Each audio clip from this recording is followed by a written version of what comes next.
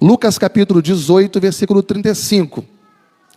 Aconteceu que, aproximar-se ele de Jericó, estava um cego assentado à beira do caminho pedindo esmolas. E ouvindo o tropel da multidão que passava, perguntou o que era aquilo. Anunciaram-lhe que passava Jesus, o Nazareno. Então ele clamou: Jesus, filho de Davi, tem compaixão de mim. E os que iam na frente o repreendiam para que se calasse. Ele, porém, cada vez gritava mais: Filho de Davi, tem misericórdia de mim. Então parou Jesus e mandou que lhe trouxessem. E tendo ele chegado, perguntou-lhe: O que queres que eu te faça? Respondeu ele: Senhor, que eu torne a ver. Então Jesus lhe disse: Recupera a tua vista, a tua fé te salvou. Imediatamente tornou a ver e seguia-o, glorificando a Deus. Também todo o povo, vendo isto, dava louvores a Deus. Pai, obrigado pela tua palavra. A tua palavra mostra o teu poder. A tua palavra revela o poder de Jesus para transformar vidas. Ó Deus, que seja assim também nas nossas vidas, na minha e na vida de todos aqueles que me ouvem nesse momento. Que a tua palavra venha produzir transformação e que o teu nome seja glorificado em tudo isso. É o que te pedimos, te agradecendo em nome de Jesus. Amém e amém. Glória a Deus. Você que está aqui hoje, você que nos assiste, quais argumentos bíblicos, quais argumentos teológicos eu poderia usar para persuadi-lo, para convencê-lo a render-se completamente a Jesus, de fato e de verdade, como Senhor e Salvador da sua vida? Deus escolheu a mim e a você. A Bíblia diz que isso aconteceu desde antes da fundação do mundo. Nós fomos eleitos de forma incondicional. Na plenitude dos tempos, Jesus Cristo veio e morreu, mas Ele veio e morreu não para possibilitar a nossa salvação, mas Ele veio e morreu, ressuscitou para garantir a nossa salvação, para nos reconciliar com Deus. O Espírito Santo, terceira pessoa da Trindade, usa a palavra de Deus, usa a mensagem do Evangelho para iluminar a nossa mente, para nos dar a devida compreensão sobre a obra de Cristo, de tal maneira que quando eu leio esta palavra e a compreendo, eu sou convencido de que eu sou pecador, de que eu preciso da graça de Deus.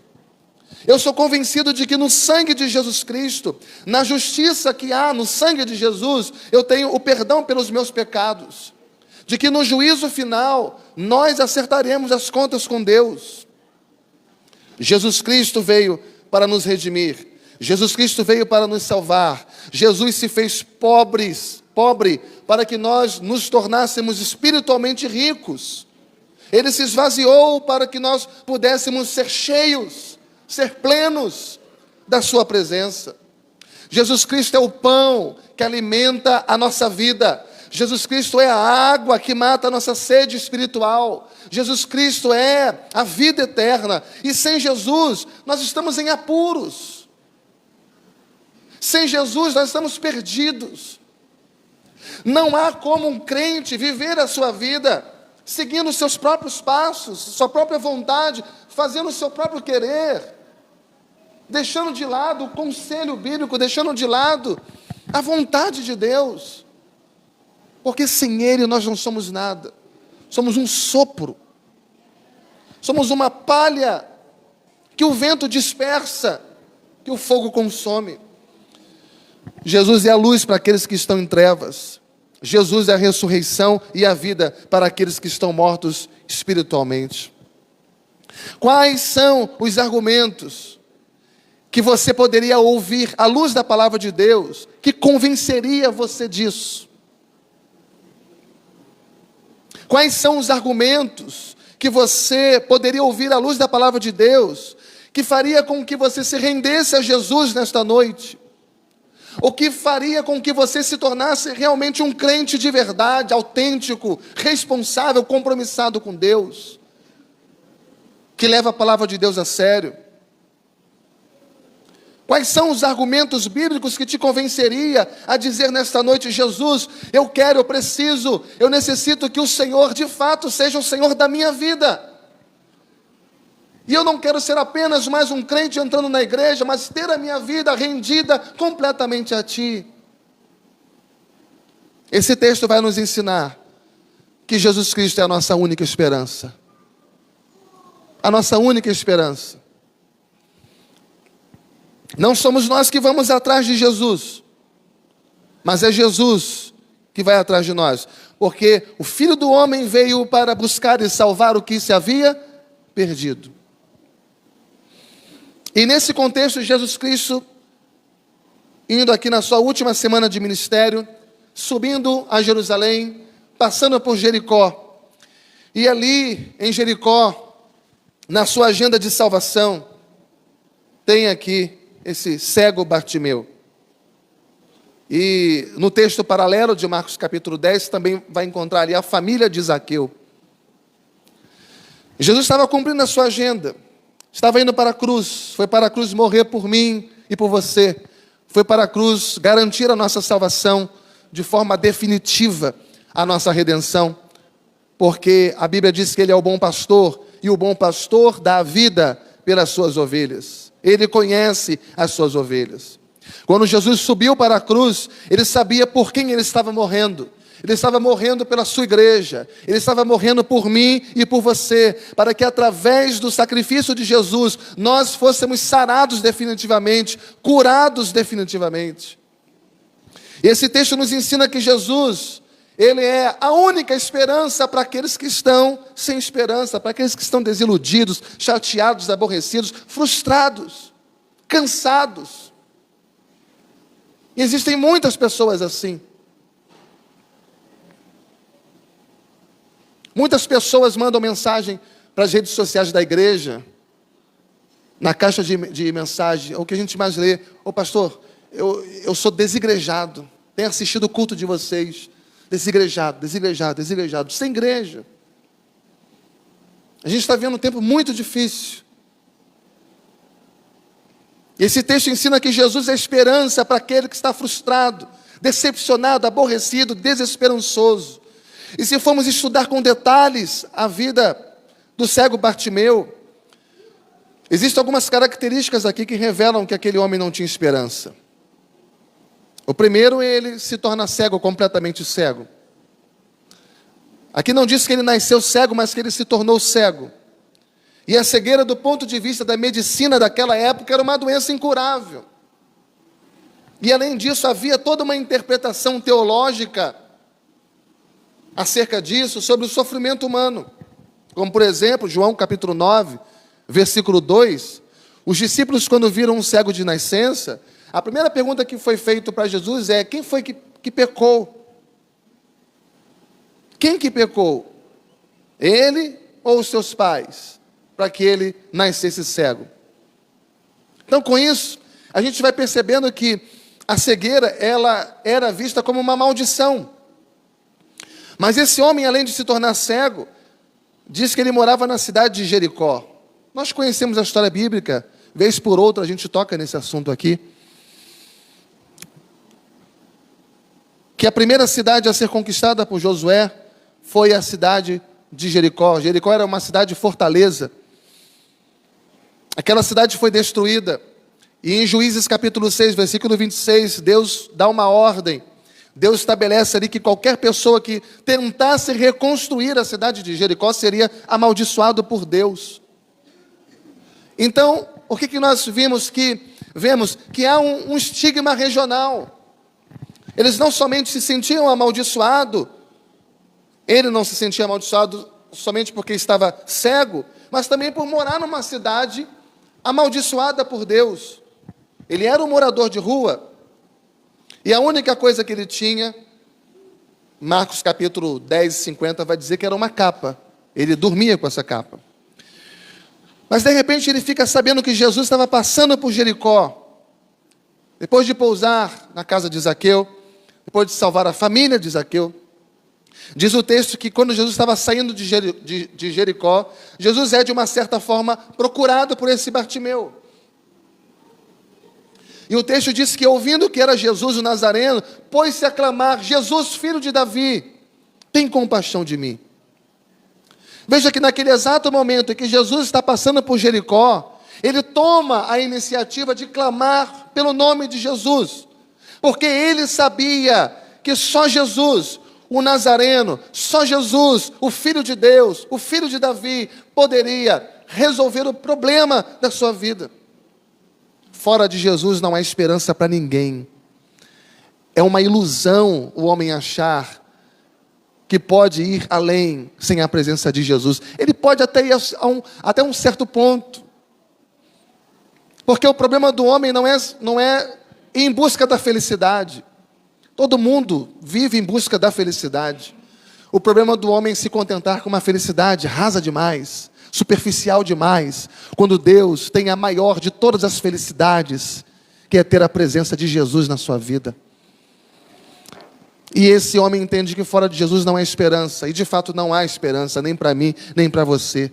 Jesus é a nossa única esperança. Só Ele pode curar, só Ele pode salvar, só Ele pode restaurar, só Ele pode dar um novo rumo à nossa vida. Só Jesus pode nos colocar em comunhão com Deus, porque somente através dele nós temos reconciliação. Só Ele pode dar vida eterna. Não existe outro caminho para qualquer pessoa chegar no céu, se não for através de Jesus. Jesus é a escada que liga a terra ao céu. Jesus é a porta de entrada no céu. Ele é o único caminho. Só Ele pode nos salvar. E se você não reconhecer isso, você vai passar a eternidade longe de Deus. Vai passar a eternidade longe de Deus. E é tão interessante que provavelmente ele, sendo filho de Timeu, porque a gente até falou isso algum tempo atrás, Bartimeu, Bar significa filho de Timeu. Timeu é um nome próprio. Sendo filho de Timeu, ele era um judeu. E quando o evangelho foi escrito, especialmente no texto paralelo de Marcos, foi escrito para alcançar a mentalidade judaica. Especialmente o capítulo 1. É tão interessante porque aquele capítulo quer nos mostrar que Jesus Cristo veio não apenas para ser o Messias de Israel, mas veio para ser o Messias de todas as nações, o Salvador de toda a terra. E para convencer-nos de que Jesus é o filho de Davi, para convencer-nos de que Jesus é o Messias prometido, ele começa o seu evangelho com a genealogia de Jesus. Marcos, diferentemente aqui de Lucas. E Mateus capítulo 1, versículo 1, diz: livro da genealogia de Jesus Cristo, filho de Davi, filho de Abraão. Então, ele é o filho de Davi. E aqui se cumpre, então, a aliança que Deus fez com Davi. Aqui se cumpre o que está escrito em Apocalipse, capítulo 5, que Jesus, ele é o leão da tribo de Judá, ele é a raiz de Davi. Ele é o Messias prometido. E ele veio para ser o Rei dos Reis e o Senhor dos Senhores. E é tão interessante que lá em Mateus, no capítulo 1, ele apresenta a genealogia de Jesus, e ao narrar o nascimento de Jesus, Mateus capítulo 1, versículo 20, vai dizer: enquanto ponderava essas coisas, eis que lhe apareceu em sonho um anjo do Senhor dizendo: José, filho de Davi, não temas receber Maria, tua mulher, porque o que nela foi gerado é do Espírito Santo. Ela dará à luz a um filho, e lhe porás o nome de Jesus, porque ele salvará o seu povo dos pecados deles. Ele salvará o seu povo, povo de Deus, dos pecados deles. E aqui está nada mais, nada menos do que o cumprimento de Isaías capítulo 53. Jesus morreu para salvar a sua igreja, morreu pela sua igreja. Efésios 5:25 diz que Cristo morreu pela sua igreja e a si mesmo se entregou por ela. Então ele comprou a sua igreja com seu precioso sangue. E é interessante porque no capítulo 2, só Mateus narra a visita dos magos. Porque Jesus agora não será apenas adorado pelos judeus, mas Jesus agora será adorado por todas as nações da terra. E por isso, Mateus, ele coloca lá no capítulo 28, a grande comissão: ide e fazei discípulo de todas as nações. Você precisa clamar por Jesus. Principalmente você que está sem esperança, você que está perdido, você que está desiludido, frustrado, decepcionado, cabisbaixo, sofrido, sem expectativa. Clame por Jesus nesta noite. Filho de Davi, tem misericórdia de mim. Nós temos aqui esta verdade profunda do Evangelho, irmãos. Quando Jesus disse que aquele que o Pai trouxer a mim, de maneira alguma o lançarei fora. O texto diz que Jesus, ele parou e disse, chamai-o. Veja que o Deus que escolhe é o Deus que redime. O Deus que redime é o Deus que chama. E ele chama de forma irresistível, porque quando ele ouve o recado de Jesus, o texto diz que de um salto, de um pulo, ele vem em direção a Jesus. Isso significa que o chamado de Jesus é tão poderoso que não pode ser rejeitado quando ele é feito pelo poder do Espírito Santo, pelo próprio Cristo. Eu posso chamar você aos ouvidos, eu posso chamar você externamente, mas o chamado interno, íntimo, ele é feito pelo Espírito Santo. Não adianta eu falar aqui, se o Espírito Santo não tocar no teu coração aí, no teu íntimo. Eu chamo externamente, mas só o Espírito Santo chama internamente. Chamai-o, disse o Mestre, chamai-o. E Jesus está chamando você nessa noite.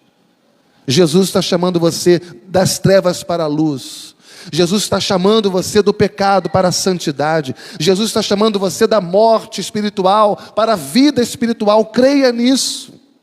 Creia nisso. E é tão interessante o texto, porque esse homem, ele é chamado, como Zaqueu também foi chamado. Zaqueu estava em cima de uma árvore, e Jesus se dirigiu a ele, lá em Lucas 19, versículo 5, e disse, Zaqueu, desce depressa, porque me convém ficar na tua casa. Irmãos, a coisa mais linda do Evangelho é que a salvação, ela é obra exclusiva de Deus. A salvação não é obra do homem. A salvação não é obra da igreja, não é obra de pastor, não é obra de crente, de irmão. É obra de Deus. A salvação é única e exclusivamente pela graça de Deus. É Deus quem salva, é Deus quem nos redime. Somente nele a salvação, somente nele a redenção. A salvação, ela procede de Deus. Ele é o autor da salvação. E essa é a grande mensagem do Evangelho. O Evangelho não é outra coisa senão isso. Acontece que o que nós estamos ouvindo hoje nos púlpitos são outros evangelhos, estranhos à palavra de Deus. Não sou eu que me salvo. Não sou eu que me torno um cristão. Não sou eu que vou a Cristo, mas é Ele que me chama. Ele me chama. A Bíblia diz que é o Espírito Santo quem me convence do pecado, da justiça e do juízo. É Ele quem abre os meus olhos. Eu estava morto espiritualmente e Ele me deu vida, estando eu morto em meus pecados e delitos. Imediatamente, diz o texto, lançando de si a capa, levantou-se de um salto e foi ter com Jesus. Louvado seja Deus! O Espírito Santo está chamando você nesta noite. Quem sabe você tem ouvido tantas pregações, tantos sermões, tantas mensagens, gosta de assistir vídeos de pregações. Mas o Evangelho é pregado não para ser admirado. Não para ser admirado. O Evangelho é pregado para produzir transformação na alma humana. Porque o Evangelho revela a justiça de Deus para todo aquele que nele crê. É poder de Deus para todo aquele que nele crê. Poder que transforma, irmãos. Poder que liberta.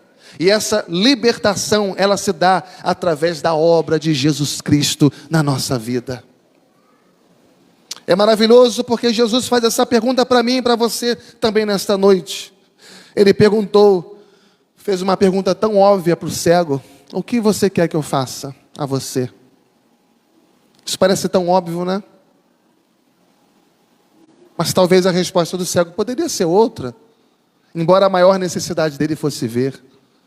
Porque tantas vezes nossas respostas são outras.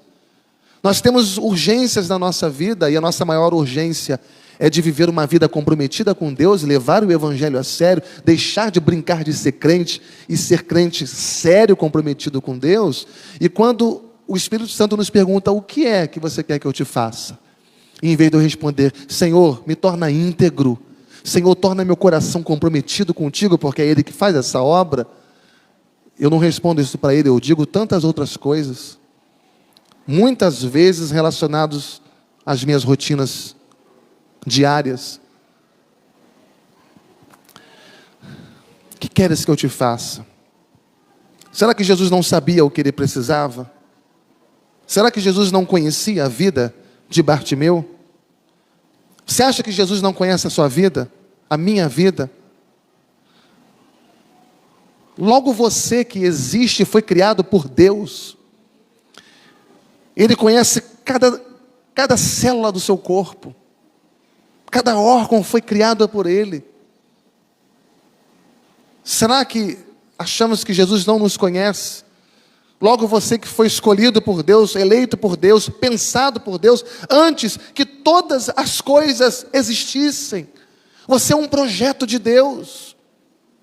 Você não foi jogado ao léu nesta vida, você foi pensado, foi projetado. Você está aqui com um propósito nesse mundo. Não é de fazer a sua vontade, não é de seguir o teu rumo, não é de ser dono do seu próprio nariz. Você tem um propósito de glorificar a Deus em tudo aquilo que você faz. Esse é o nosso compromisso, essa é a nossa resposta a Ele. Tudo o que fizermos que seja para a glória de Deus. Deus sabe tudo sobre a nossa vida, irmãos. Tudo sobre a nossa vida, sobre os nossos pensamentos. Ele sabe tudo. E nós fomos feitos e criados para a glória dele. Muitas pessoas não sabem o propósito de vida. A gente às vezes diz: Deus tem um propósito para você. E aí a pessoa fala: mas o propósito, mas que propósito é esse? Eu não sei, você tem que descobrir o propósito de Deus para a sua vida. Mas Ele tem um plano para você. Mas que plano é esse? O propósito de glorificar a Deus. Glorificar a Deus, deleitar-se na presença de Deus para sempre. Esse é o plano de Deus na nossa vida. É você se contentar com a presença gloriosa de Deus. É você se deleitar na presença dEle. A presença dEle é a maior riqueza na vida de um homem. Não viva em descontentamento, não viva frustrado, decepcionado, não viva de cabeça baixa porque você não alcançou isso ou aquilo. Glorifica a Deus, você vive para a glória de Deus. A sua vida está nas mãos dEle. Perguntou-lhe Jesus: o que queres que eu te faça? E a resposta óbvia vem: mestre, que eu torne a ver. E isso é lindo porque aqui tem a cegueira física. E Jesus o restaura. Jesus o cura da cegueira física. Somente da cegueira física. Mas quando Jesus diz: vai, a tua fé te salvou, está implícito aqui que essa salvação não foi apenas física, mas sobretudo uma salvação espiritual. A tua fé te salvou. E por quê? Porque ele cria em Jesus. Ele cria que Jesus, o Nazareno, era filho de Deus, o Messias prometido, o Salvador do mundo. E o texto diz que imediatamente ele tornou a ver. Imediatamente ele tornou a ver. E seguia-o, glorificando a Deus. Marcos vai dizer: e seguia-o estrada fora. Ele não volta para casa. Ele não volta para as suas atividades anteriores. Ele não volta numa tentativa talvez de reconstruir a vida, de ver a família, os amigos, encontrar alguém, ou celebrar com alguém, festejar com alguém. Não, ele quer estar colado com Jesus. Ele quer seguir a Jesus, estar agarrado com Jesus. E a partir de então ele se torna um seguidor. A partir de então ele se torna um discípulo de Jesus. Ele passa a seguir a Jesus estrada afora. Mateus capítulo 1, versículo 28, Jesus diz: vinde a mim, todos vós que estáis cansados e sobrecarregados, eu vos aliviarei. Tomai sobre vós o meu jugo e aprendei de mim, que sou manso e humilde de coração, e encontrareis descanso para as vossas almas, porque o meu jugo é suave e o meu fardo é leve. Jesus traz alívio e Jesus traz descanso para a alma cansada. Louvado seja Deus. E o descanso em Jesus está justamente nessa caminhada com Ele. Você descansa em Jesus, você recebe alívio de Jesus, justamente quando você caminha com Ele. Eu estou cansado, estou sobrecarregado, vou deixar de caminhar com Jesus, vou passar a ficar em casa, vou cruzar meus braços, o que importa é meu coração com Deus. Você não vai encontrar descanso assim, é na sua caminhada com Ele, é você seguindo a Jesus, é você sendo discípulo de Jesus. Irmãos, ser discípulo de Jesus é o projeto mais fascinante da vida, porque começa aqui, na terra, mas segue pela eternidade. Quando você começa a seguir a Jesus, você não vai terminar nunca, porque vamos entrar na eternidade assim. Amém, irmãos? O que você precisa ouvir para que você se renda ao Senhor Jesus hoje? Principalmente você que está me ouvindo através dessa tela. O que você precisa ouvir? A palavra de Deus não é palha. A palavra de Deus é trigo. Trigo que alimenta. A palavra de Deus é fogo que consome o mal. A palavra de Deus é martelo que esmiuça a penha, que quebra o coração duro. Porque nada e ninguém poderá resistir o poder da palavra de Deus. E eu quero convidar você nesta noite, para que você se renda ao Senhor Jesus. Convidar você para que você diga a Jesus nesse momento: Jesus, filho de Davi, tem compaixão de mim, tem misericórdia de mim, me salva, Jesus, me ajuda para que eu torne a ver com os meus olhos do coração, com os meus olhos espirituais, que eu torne a crer, que eu tenha uma experiência real contigo, Jesus, no poder do Espírito Santo. Em 1 João capítulo 5, versículo 11, diz: e o testemunho é esse, que Deus nos deu a vida eterna, e esta vida está no seu Filho. Aquele que tem um filho tem a vida, e aquele que não tem um filho não tem a vida. Não existe vida sem Jesus. Não adianta insistir. Não há visão espiritual capaz de ver sem Jesus. Não há satisfação na alma, no coração, sem Jesus. Se você não crê em Jesus, se você não se render a Jesus, se Jesus não passar a ser o Senhor da sua vida, o seu Salvador, você continuará perdido, continuará vazio, necessitado na sua alma, frustrado, mortos nos seus pecados. E consequentemente você passará a eternidade longe de Deus. Aquele que tem um filho tem a vida, e aquele que não tem um filho não tem a vida. Amém, irmãos? Vamos orar? Feche os seus olhos, curve a sua cabeça. Senhor, nós estamos diante de Ti nesta noite, nesse momento tão importante. O Senhor conhece cada um que me ouviu e as pessoas que nos assistem nesse momento. Pessoas que estão aqui, pessoas que estão longe, pessoas que estão perdidas, pessoas que estão desiludidas, pessoas que estão sem esperança. Pai, que o Teu Santo Espírito nesta noite possa convencer essas pessoas de que Jesus é o Senhor, de que Jesus é o nosso Redentor, Ele é a nossa vida, Ele é a nossa esperança, a nossa única esperança. E que toda desesperança, toda falta de perspectiva, de sonhos, de projeções, seja tirada da nossa vida nesta noite, Pai. para que possamos ter um encontro real com Jesus Cristo, e que Jesus venha matar a nossa fome, e que Jesus venha matar a nossa sede, e que Jesus venha trazer satisfação a nós, nesse relacionamento contigo. Faz isso, Deus, por amor do teu nome, para a glória do teu nome, e para o nosso benefício daqueles que são teus escolhidos. Essa é a nossa humilde oração nesta noite, em nome e por amor do nosso Senhor e Salvador, teu Filho, Jesus Cristo. Amém e amém. Louvado seja Deus.